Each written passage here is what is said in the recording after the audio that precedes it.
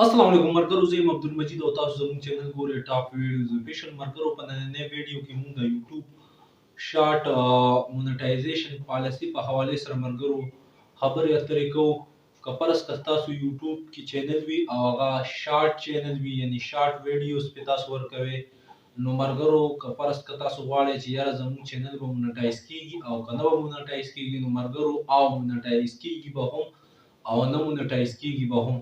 نو مرګرو، اوس د دې خبرې څه مطلب دی؟ نو مرګرو، د دې خبرې مطلب ته زه راځم، خو تاسو به ویډیو پوره ګورئ، ویډیو به هم لایک کوئ، چینل به هم سبسکرایب کوئ.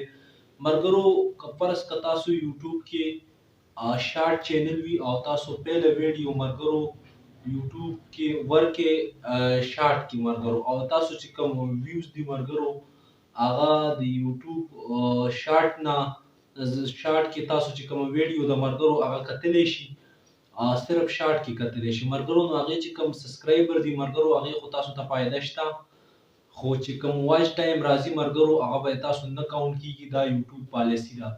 که فرض که تاسو ویډیو چې فرض که په سرچ باندې راځي یا په براوزر باندې راځي یا ایکسټرنل سورسز نه ویوز راځي مرګرو، نو هغه واچ ټایم چې کوم دی مرګرو هغه به کاونټ کیږي.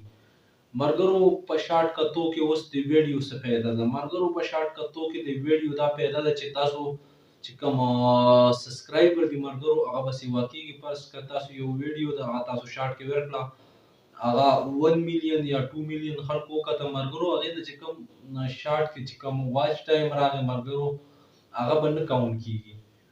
او کوم سبسکرایبر چې راغلي نو مرګرو هغې تاسو ته فایده شته. هغې فایده دا ده مرګرو چې تاسو کومو کسانو چې تاسو کوم چینل سبسکرایب کړه، نو مرګرو هغه چې تاسو نور کوم ویډیوز دي مرګرو نو هغه به بیا هغه سره په یوټیوب براوزر کې راځي.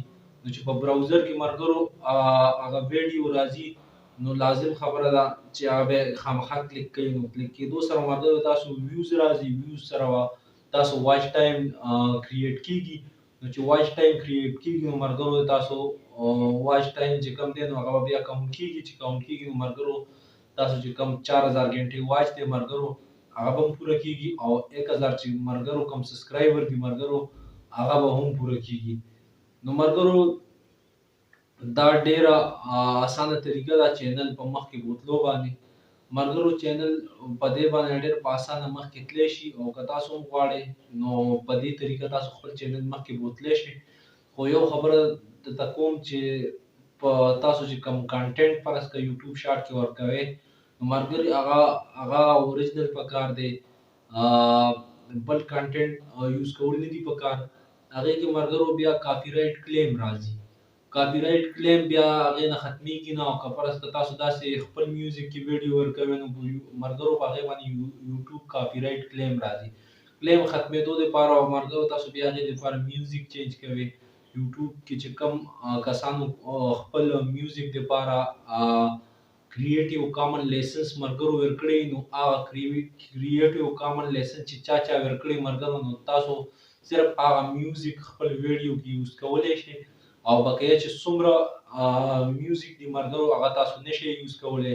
ځکه که فرض که تاسو هغه یوز کوئ نو په هغې باندې بیا تاسو سره کاپي رایټ کلیم راځي. او کاپي رایټ کلیم که فرض که راځي نو تاسو چې هغې ویډیو نه چې کوم واچ ټایم دی مرګرو هغه به که فرض که په شارټ کې څوک ګوري او که په براوزر کې ګوري او که په سرچ کې ګوري مرګرو تاسو هغه واچ ټایم به نه کاونټ کیږي او نه به په هغې باندې ایډز چلیږي.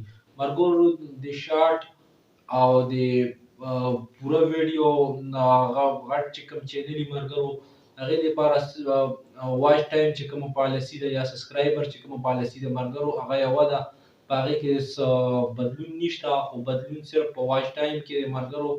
چې تاسو به واچ ټایم څنګه پوره کوئ مرګرو په هغې کې چینجز دي. هغه چینجز مرګرو ما تاسو ته ووي. امید لرم مرګرو چې دا ویډیو به هم تاسو خوښه شوي وي. ویډیو به هم لایک کوئ، چینل به هم سبسکرایب کوئ، او مرګرو په نوي ویډیو کې ملاقات کیږي. د الله په امان.